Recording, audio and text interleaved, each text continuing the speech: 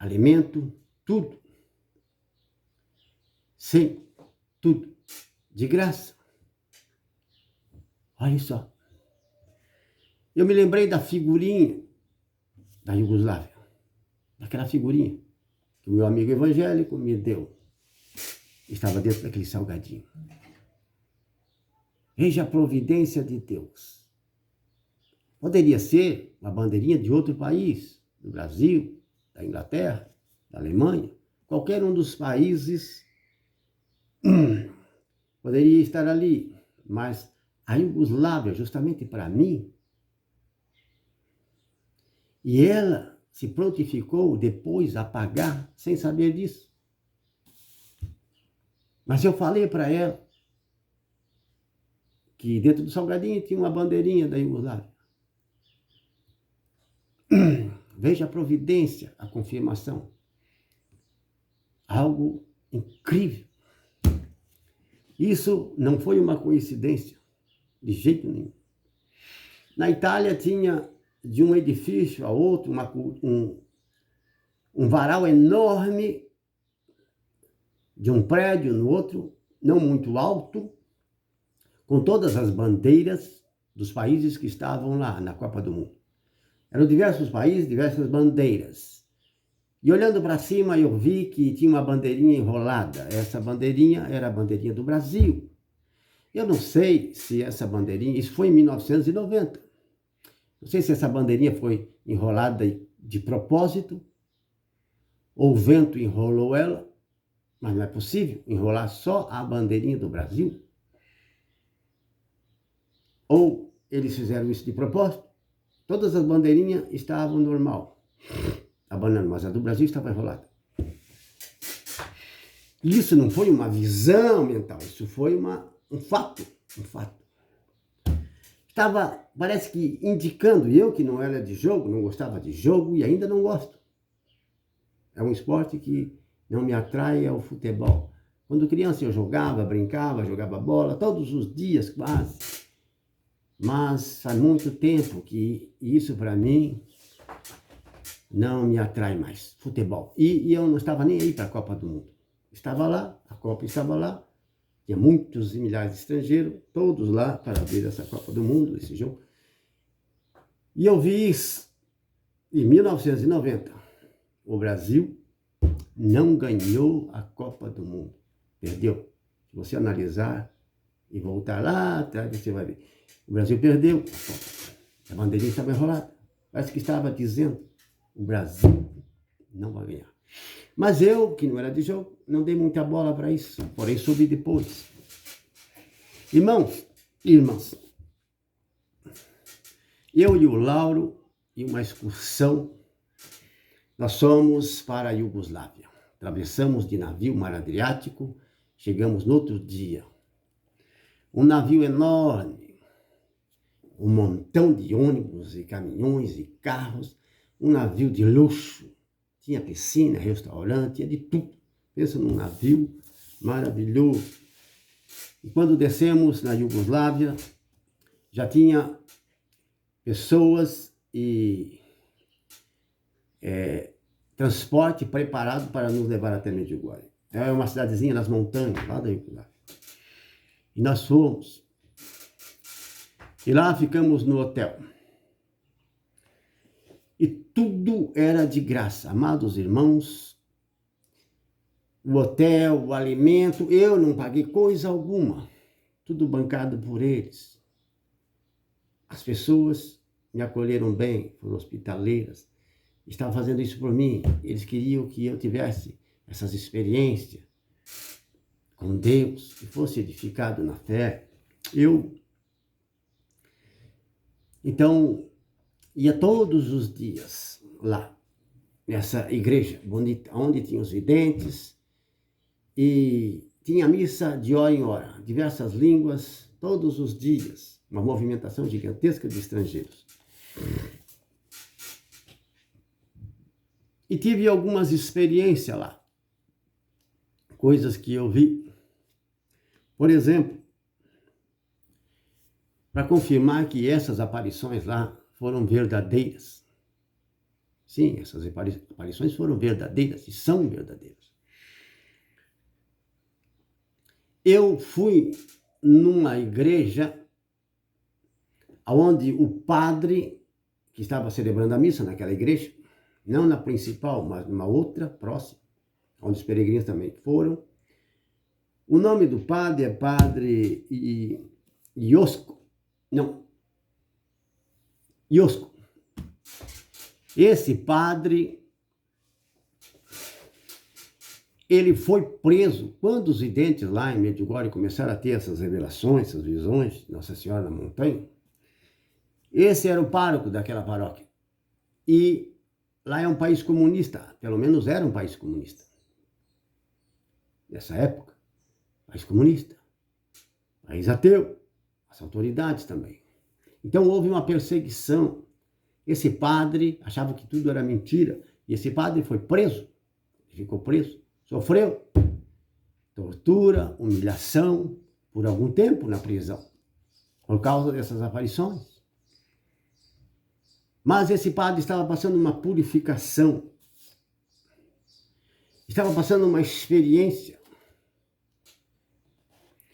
E, pelo milagre de Deus, ele foi solto.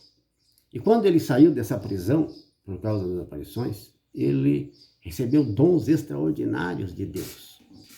Dom de cura, dom de milagre, dom de expulsar demônio, coisa que ele não fazia antes.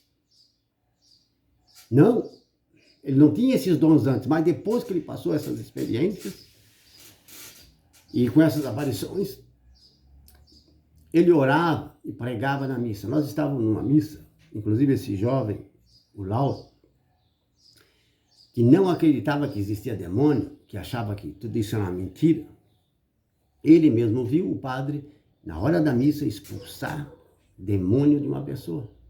Ele viu com os olhos dele. A igreja estava cheia, lotada de estrangeiros. E o padre fez uma pregação poderosa. Pois ele tinha uma fila e orava pelas pessoas, as pessoas choravam, as pessoas caíam, eram curadas, libertadas. Ele sentia um poder, uma força de Deus que saía daquele padre.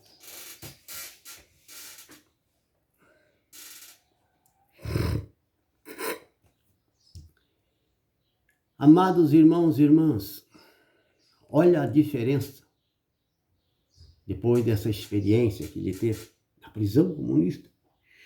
Ele já era um homem de Deus, porém se tornou muito melhor depois de toda esta prova. E uma prisão comunista não é brincadeira, amados irmãos. Uma prisão comunista não é brincadeira. Certa vez eu fiquei alguns dias lá, cerca de umas 2 semanas na Iugoslávia, em Medjugorje.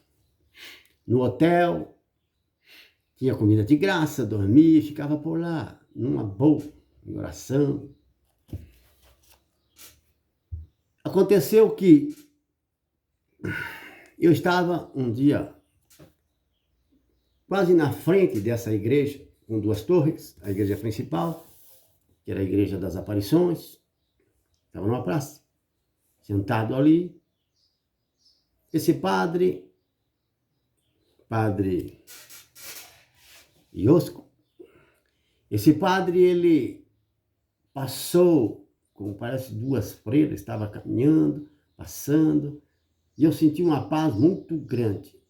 Mas eu não estava vendo, nem sabia que era o padre que estava passando. Estava sentado num banco, de repente eu senti uma paz. E olhei, era o padre passando com 2 freiras. Este padre passando. Senti uma paz. Veja que interessante, quando uma pessoa, ela é de Deus, quando uma pessoa é verdadeiramente consagrada, e ela cumpre os votos dela, e ela tem essa experiência extraordinária com Deus, veja a diferença. Deus fez eu sentir isso, porque era uma verdade. Ele passou, ele levava aquela unção cheia do Espírito Santo com ele.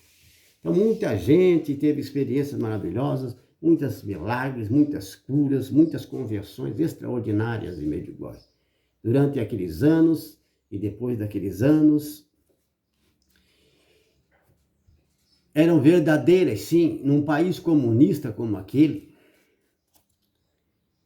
Pensa, país comunista, você tentar e querer enganar, você está correndo um risco muito grande com a sua vida.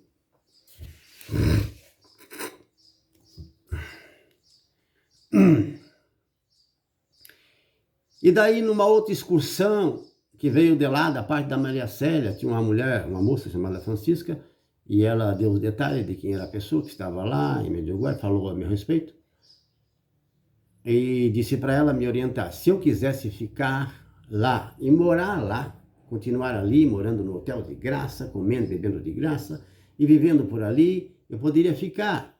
Eles me bancavam, me sustentavam. Ganhei muito dinheiro daqueles ricos, muito dinheiro, sem pedir. Eu não pedia, mas eles, aquele jovem brasileiro, ele é pobre, vamos fazer uma coleta. Eles ajudavam, sem eu pedir. Eu não pedi nada, nunca pedi nada. Mas eles sentiam no coração, eram tocados por Deus, e eu ganhei muito dinheiro. E eu era desligado, desapegado de dinheiro, deixava na igreja, dava de oferta.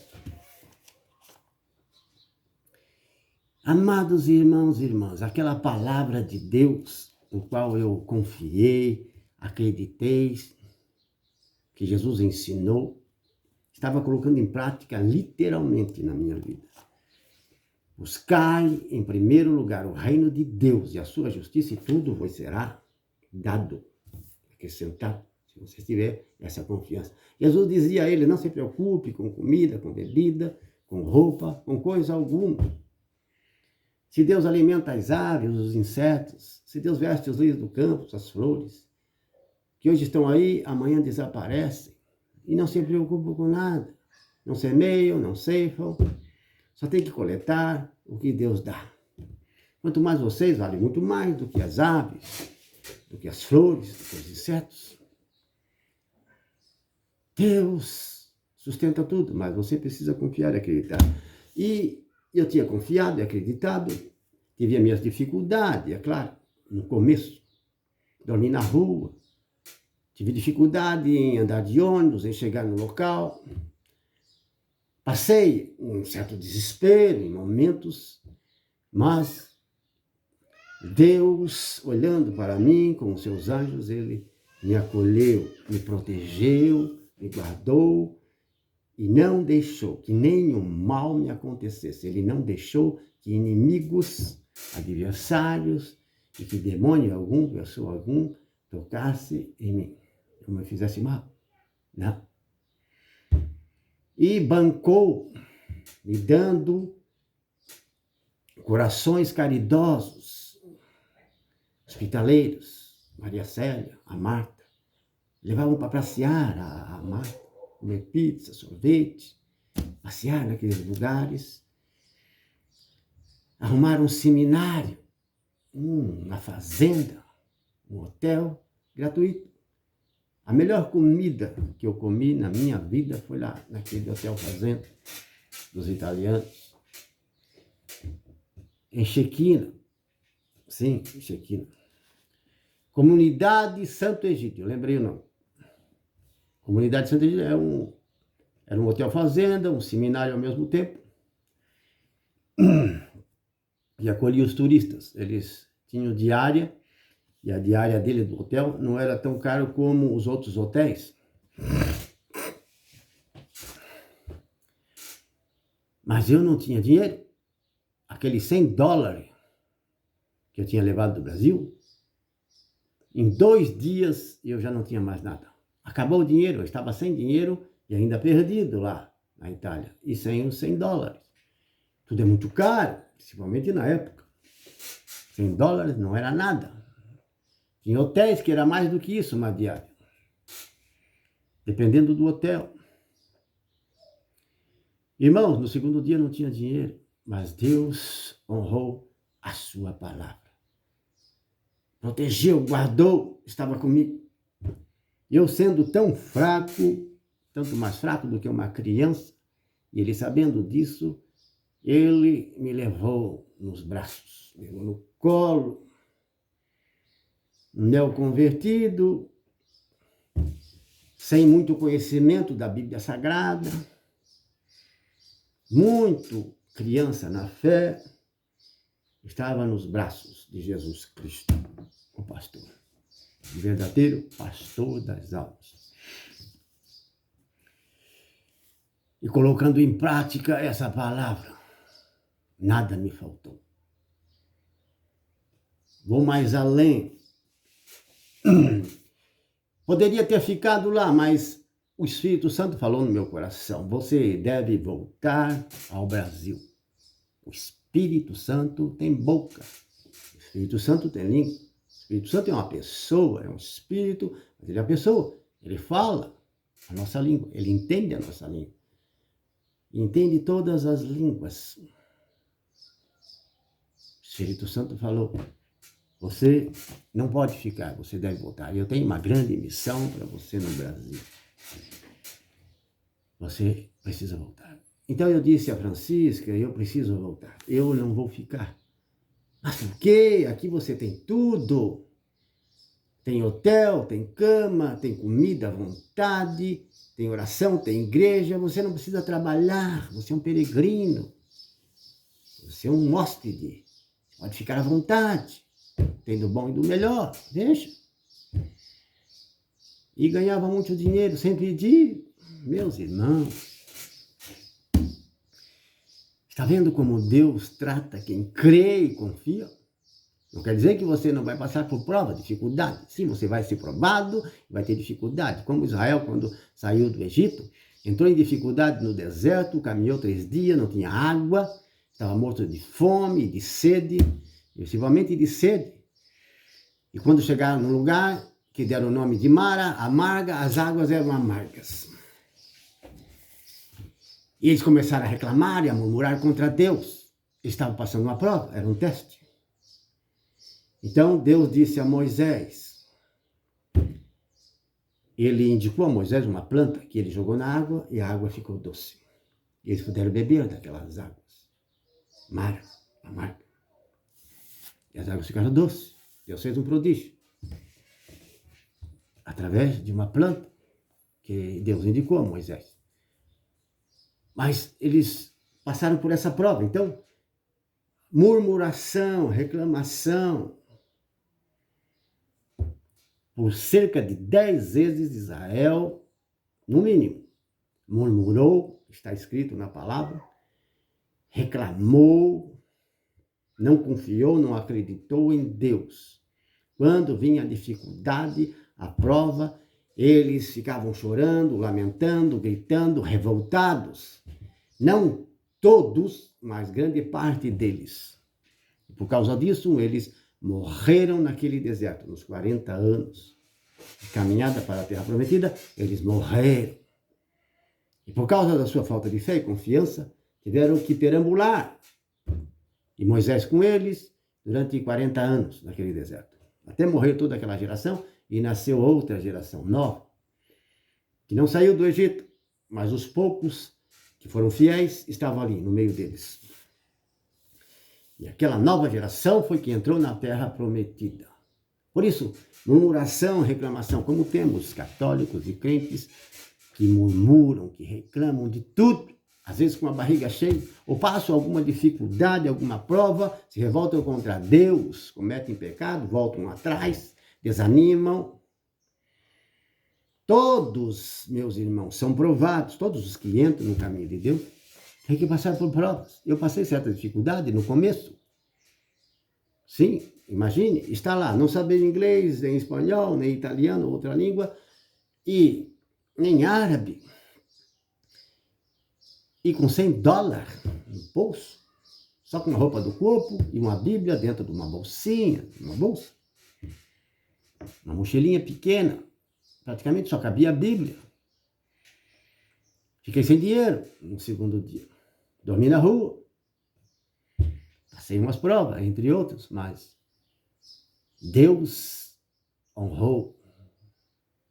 Ele cumpriu a palavra que está escrita. Eu não fiquei na rua, não fiquei na mão. Tinha tudo. E vou dizer mais. Vou chegar lá. Espírito Santo falou no meu coração. Você deve voltar. Então eu disse para Francisco que eu voltei naquela pregação, na segunda. Voltei para a Itália. Eu parti do Brasil lá pelo dia 2 de maio. E quando voltei, foi 40 dias depois. 40 dias de estadia lá, na Itália e na Iugoslávia. Fiquei uma parte na Iugoslávia, Medjugorje, e outra parte na Itália. Desses 40 dias. Voltei em junho. Mas antes de voltar, estando lá ainda, uma italiana muito rica, que tinha loja, comércio, casada, e essa italiana gostou muito de mim, não no sentido de um amor humano, mas amor divino, amor de Deus. Ela queria muito, muito me ajudar. Ela queria muito me ajudar. Então ela ofereceu essa italiana muito rica. O nome dela era Giovanna. Maria Giovanna. Maria Giovanna. Isso. Maria Giovanna.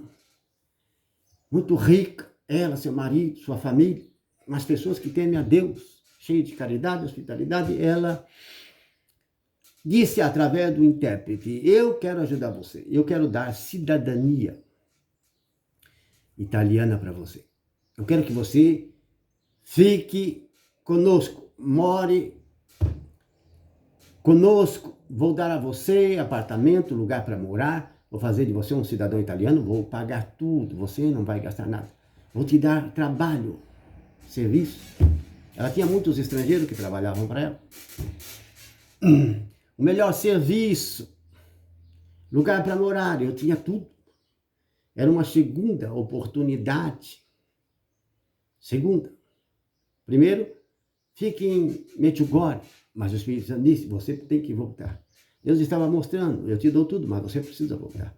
E lá na Itália, antes de vir, já sabendo da vontade de Deus, eu disse a ela: eu não posso ficar. Deus me falou para voltar.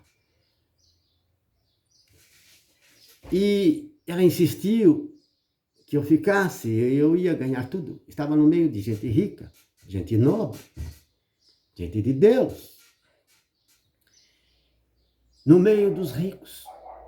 Estava com 24 anos, já tinha feito 25, porque meu aniversário é em maio, já tinha feito 25 anos, jovem ainda. Poderia ter ficado por lá e financeiramente está muito bem, casado com uma italiana ou com uma estrangeira, no meio dos ricos. Está muito bem financeiramente. Se eu estivesse pensando na riqueza, na ambição do dinheiro, eu teria ficado. Nessa segunda oportunidade, nesta segunda prova. Era uma prova diferente. Era uma prova boa. Não era uma prova ruim. Você está entendendo? Mas não era o demônio. Não. Essa não era a prova de Satanás, de jeito nenhum. De jeito nenhum. Essa era uma prova. Também. Agora eu escolho a glória, a riqueza de um futuro excelente. Ia ganhar tudo, cidadania italiana, tudo que eu quisesse. Estava na mão. Essa pessoa gostou muito de mim.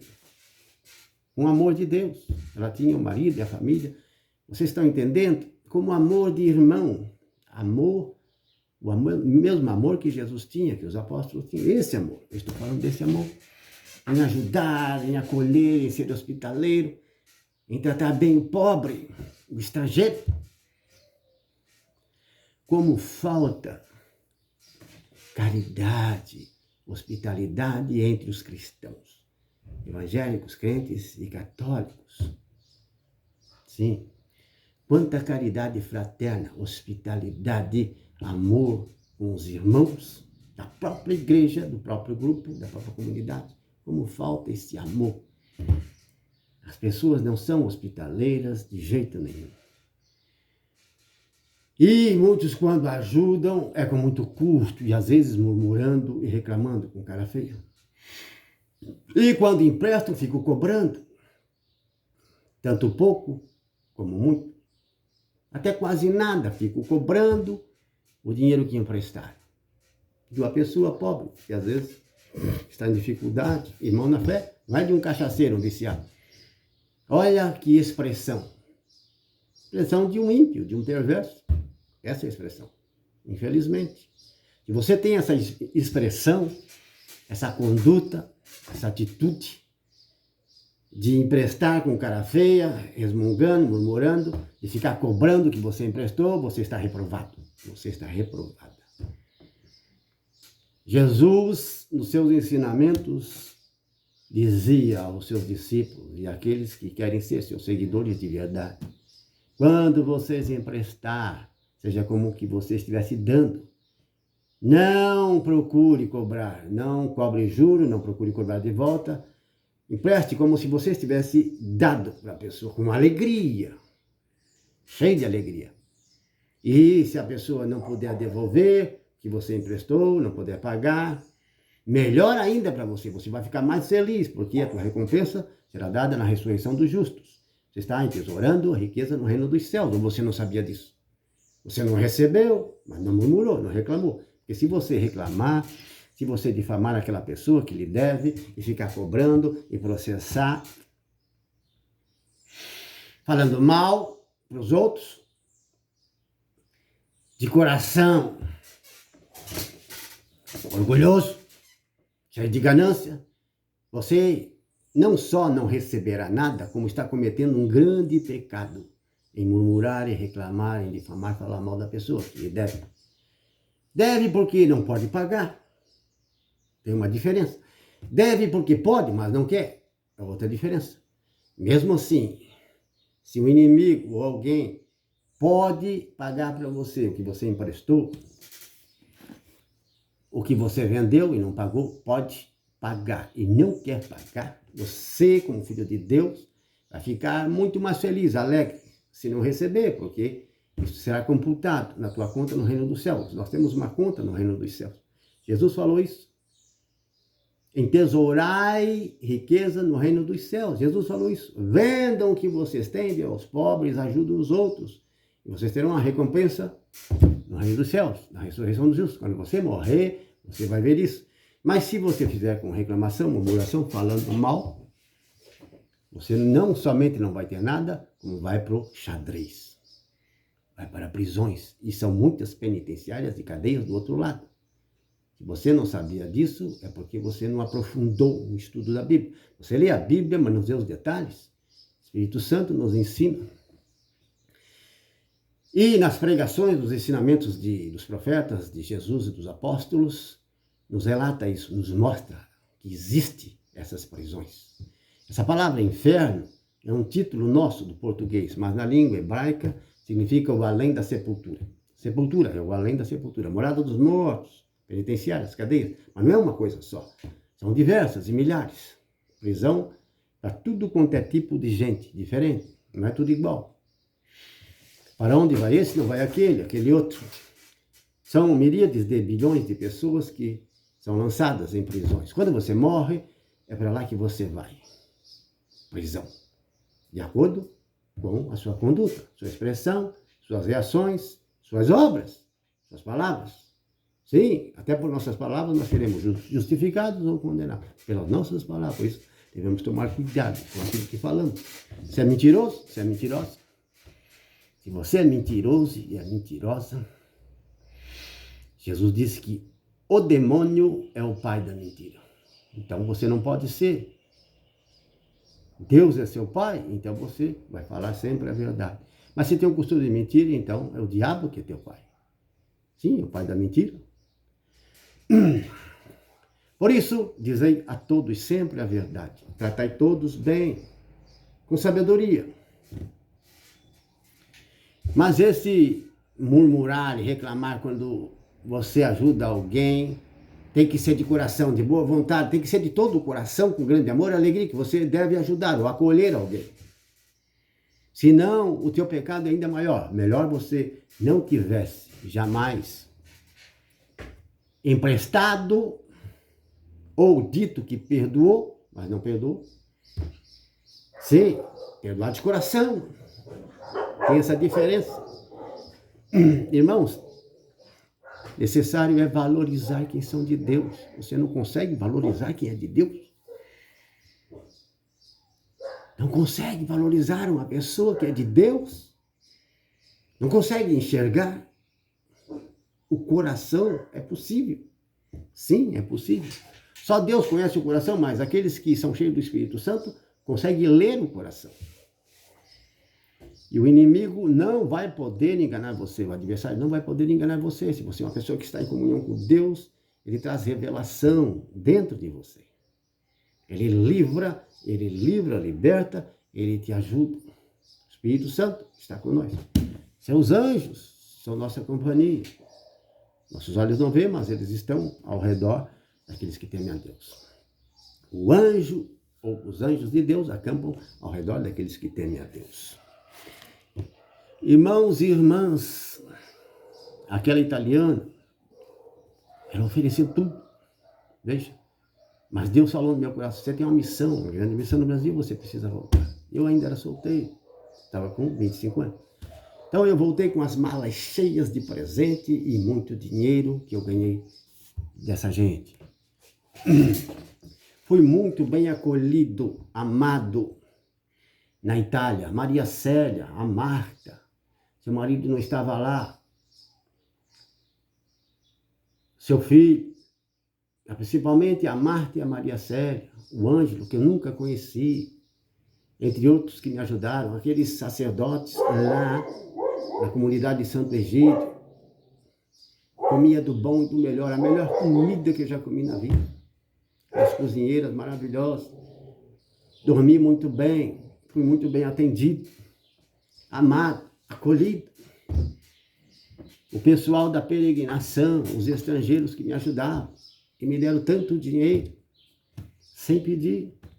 Fui acolhido, alguém estava bancando, ajudando, que Deus abençoe. Com grande recompensa, essas pessoas que na época foram tão caridosos e praticaram este amor com uma pessoa que se chama Pequenino. Ali estava eu, na pessoa de Jesus Cristo. Estava eu na pessoa de Jesus Cristo, um pequenino. Lembro de Mateus 25,